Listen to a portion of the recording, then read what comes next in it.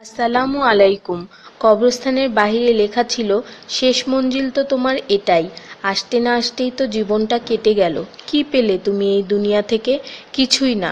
দেখতে দেখতে সবাই তোমাকে ছেড়ে চলে গেল। কবরের ডাক। তুমি কি কখনো আমায় মনে করেছিলে? তাহলে শুনো, আমার মধ্যে গহীন অন্ধকার, নামাজের আলো সাথে নিয়ে এসো। আমার মধ্যে অস্বস্তি বিদ্যমান, তাই কোরআন তেলাওয়াত সাথে নিয়ে এসো। আমার মধ্যে আছে বিষাক্ত পোকামাকড়, সাপ বিচ্ছু, তাই সাথে করে রাসূল সাল্লাল্লাহু ও আহলে বায়তের প্রেম নিয়ে এসো। আমার মধ্যে আছে আগুন, তাই খোদাভীতির শীতল পানি নিয়ে এসো। মেসেজটি নিজের মোবাইলে সংরক্ষিত কন্টাক্টের সব মুসলিম ভাই বোনদের সেন্ড করুন। কে জানে, হয়তো কেউ আমল করাতে আপনারও গুনাহ মাফ হয়ে যেতে পারে।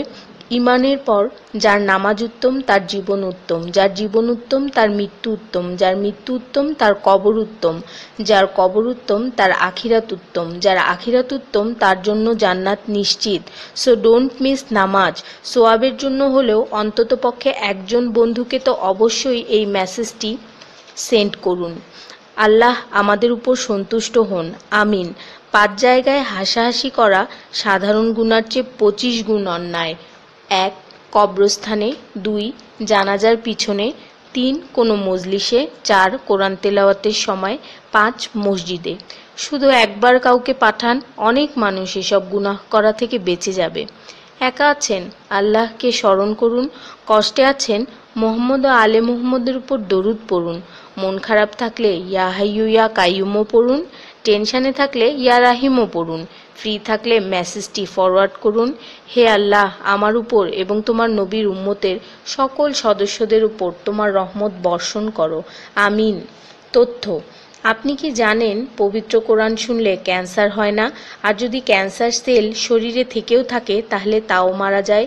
দীর্ঘ সময় ধরে আল্লাহকে সেজদা দিলে জ্ঞান ও বুদ্ধিশক্তি বাড়ে। মাথা ব্যথার সমস্যা হয় না। চুল পড়া দূর হয়ে যায়। এই মেসেজটি ফরওয়ার্ড করতে শয়তান আপনাকে বাধা দিবে, কিন্তু আপনি এটা হতে দিবেন না। আর সব কন্ট্রাক্ট নাম্বারে সেন্ড করে দিন। কোরআন ও নবীর সুন্নত ও তার সম্মানিত সাহাবী এবং আহলে বাইতের অনুসরণ করুন। ক্যান্সার একটি ভয়ঙ্কর রোগ। অনেক মানুষ আছে যারা নিজেরাই এটাকে দাওয়াত দিয়ে নিয়ে আসে। ছোট অথচ সাধারণ কিছু পদক্ষেপ গ্রহণ করলেই এই রোগ থেকে বাঁচা যায়। বেশিরভাগ মানুষ খাবারের পরপরই পানি পান করে নেয়। খাবারের পর পানি পান করলে রক্তে বিদ্যমান ক্যান্সারের জীবাণু থেকে তৈরি হওয়া ক্যান্সার সেলগুলোকে অক্সিজেন সরবরাহ করে। নবী পাক সাল্লাল্লাহু বলেছেন, খাবারের আগে পানি পান করা শেফা। খাবারের পরপরই পানি পান করা কলেরা রোগের কারণ, তাই সর্বোত্তম হলো খাবার শেষ করার কিছুক্ষণ পর পানি পান করা। তিনি আরও বলেছেন, 1 চিমটি লবণ খেয়ে খাবার শুরু করো আর 1 চিমটি লবণ দিয়ে খাবার শেষ করো। এ কথাগুলো তাদেরকেও জানিয়ে দিন যারা আপনার কাছে জীবনের চেয়েও প্রিয়। যদি কোনো ব্যক্তি ঘুমানোর সময় 21 বার বিসমিল্লাহির রহমানির রহিম পড়ে, আল্লাহ তখন ফেরেশতাদেরকে হুকুম দেন এই ব্যক্তির প্রতিটি নিঃশ্বাসের বদলে নেকি লেখা হোক।